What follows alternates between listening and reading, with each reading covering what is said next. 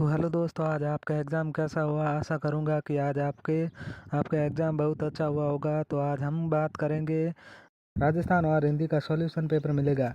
तो इसमें पहला प्रश्न देखते हैं, क्या है कि पश्चिमी राजस्थान में गरीबी उन्मूलन को किसकी सहायता से क्रियान्वित किया जा रहा है।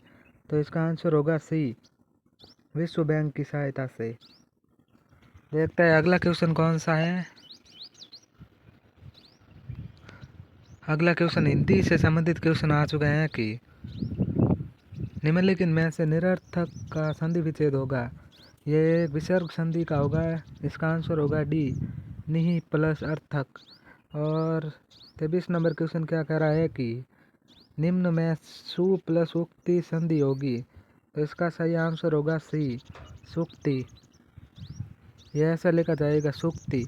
ये जो इसका आंसर सुक्ति कर रहा है उसके उन सभी का आंसर राइट होगा। बढ़ते हैं नेक्स्ट कौन सा है, देखते हैं कि और नेक्स्ट राजस्थान से संबंधित आया है कि निम्नलिखित में से किस भारतीय एथलीट को भारतीय ट्रैक और फील्ड की रानी या गोल्डन गर्ल्स के नाम से जाना जाता है। तो इसका आंसर होगा बी, पीटी उषा को। बढ़ते हैं अगले क्वेश्चन, देखते हैं कौन सा है कि विश्व दृष्टि दिवस की थीम क्या थी। कार्य करते समय अपने नेत्रों के स्वास्थ्य पर का ध्यान रखें। इसका आंसर ये होगा बी, अपने नेत्रों के स्वास्थ्य पर ध्यान रखें। आगे देखते हैं, और आगे आपका बहुत सरल क्वेश्चन आया है कि जैसलमेर का प्राचीन नाम क्या है। ये सीईटी हाल ही अब की बार सीईटी में 2 से 3 बार प्रश्न पूछ चुके हैं कि जैसलमेर का प्राचीन नाम। आंसर होगा ये, मांड। देखते हैं नेक्स्ट कौन सा है। और अगला क्वेश्चन आ चुका है कि जिंदड़ नृत्य का संबंध राजस्थान के किस क्षेत्र से है। मारवाड़, बाड़मेर, मेवाड़ या शेखावाटी। तो इसका आंसर होगा बी, शेखावाटी। देखते हैं नेक्स्ट क्वेश्चन। और अगला क्वेश्चन देखते हैं कि अगला क्वेश्चन एक संतों के बारे में आया है कि निम्नलिखित में से कौन निर्गुण उपासना का अनुयायी था। दादू दयाल, रामचरण जी, मीराबाई या रतन सिंह। तो इसका आंसर होगा दादू दयाल। इसका आंसर होगा ए। बढ़ते हैं नेक्स्ट क्वेश्चन की ओर।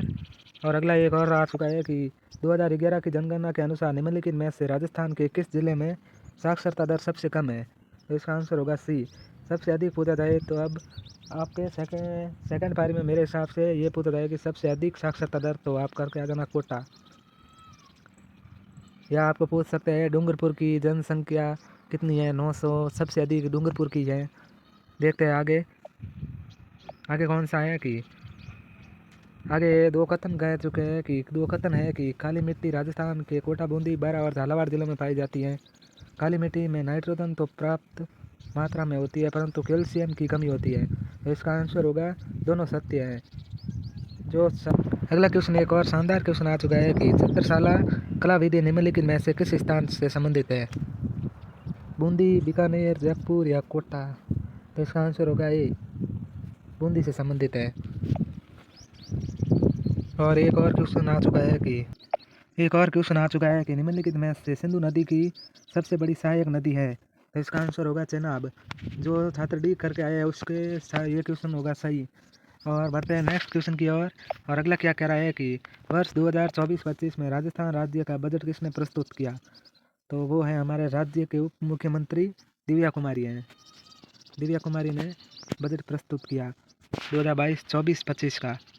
और देखते हैं अगला क्वेश्चन कि अयोध्या राम मंदिर के निर्माण के मुख्य वास्तुकार कौन थे। अब जो छात्र इसको करके आए उसको तो जगमोहन को करके आए, उसका ये प्रश्न 100% गलत हुआ है। इसका सही आंसर होगा ये चंद्रकांत सेमपुरा। सही आंसर चंद्रकांत सेमपुरा होगा। बढ़ते हैं नेक्स्ट क्वेश्चन का। अगला क्या कह रहा है कि अनेकार्थक शब्द अक्षर है। अगला क्या कह रहा है कि अनेकार्थक शब्द अक्षर का एक अर्थ है हल, भाग्य, ज्ञान, वर्ण। तो आपको इस अक्षर का एक अर्थ देना है। तो इसका आंसर सी होगा। बढ़ते हैं अगले क्वेश्चन की ओर। और अगला एक और शानदार क्वेश्चन हिंदी का आ चुका है कि शब्द युग्म अब्ज और अब्द के लिए संगत अर्थ होगा। तो इसका आंसर होगा कमल और बादल। बढ़ते हैं अगले क्वेश्चन क्या कह रहा है कि पंचायती राज की स्थापना करने वाला पहला राज्य था हमारा राजस्थान। पंचायती राज की स्थापना हमारा राजस्थान ने की थी। अब द्वितीय पारी में आपको ऐसे पूछ सकते हैं कि पंचायती राज की स्थापना कब व इसका उद्घाटन किसने किया। तो इस उद्घाटन तो जवाहरलाल नेहरू ने किया था और 1559 में स्थापना हुई थी पंचायती राज की। 1959 है या 1500, थोड़ा बात इसमें कंफ्यूज है। और आगे देखते हैं राजस्थान की सबसे लंबी नदी कौन सी है। ये तो सबसे सरल प्रश्न पूछ लिया। आंसर होगा बी चंबल। और राजस्थान में 550 मीटर राजस्थान में 550 है और भारत में 692 मीटर लंबी है। देखते हैं अगला क्या है कि वेदना शब्द में कौन सा प्रत्यय प्रयुक्त हुआ है। आ, बी, ना या ना। तो इसका आंसर होगा सी। वेदना शब्द में सी प्रत्यय प्रयुक्त हुआ है। देखते हैं अगला क्वेश्चन कि हिंदी के क्वेश्चन आ चुके हैं कि अग्नि के पर्यायवाची। तो इसमें एक तो ये धूमकेतु हो जाएगा, एक कृषाणु हो जाएगा, एक पावक हो जाएगा। इसका आंसर क्या होगा? A D E. इसका आंसर होगा बी, ए डी ई होगा। देखते हैं अगला क्वेश्चन क्या कह रहा है कि निम्नलिखित में से विज्ञ का विपरीतार्थक शब्द है। विज्ञ का विपरीतार्थ, विज्ञ है ना ज्ञान, जो बहुत विद्वान हो, और अज्ञ, इसका विपरीतार्थक शब्द होगा अज्ञ। तो आंसर होगा सी। देखते हैं अगला क्वेश्चन आ चुका है कि निम्नलिखित में से हरी शब्द का प्रयोग किसके अर्थ में नहीं होता। पहाड़, सिंह, वानर या समुद्र। तो इसका आंसर होगा डी, समुद्र। आगे देखते हैं अगला क्या कह रहा है कि केवलादेव घना राष्ट्रीय उद्यान कहाँ स्थित है। ये तो आप सभी सही करके आए होंगे। इसका आंसर होगा डी, भरतपुर में। और आगे देखते हैं कि आज़ादी के समय राजस्थान में कितनी रियासतें थी। तो इसका आंसर होगा ए, 19 रियासतें। और आगे देखते हैं कि राणा सांगा की मृत्यु के पश्चात मेवाड़ का शासक कौन बना। तो इसका आंसर होगा राणा विक्रमादित्य। सी होगा, नहीं इसका आंसर सी नहीं होगा, सॉरी, इसका आंसर सी नहीं होगा। इसका आंसर होगा डी, राणा रतन सिंह बने थे। राणा सांगा की मृत्यु के बाद रतन सिंह शासक बने थे। आगे देखते हैं अगला क्वेश्चन कि निम्नलिखित में से नह तत्पुरुष समास का एक उदाहरण है। बेकाम, आजन्म, प्रोक्ष या अधर्म। तो इसका सही देखा जाए तो बेकाम भी इसका आंसर होगा।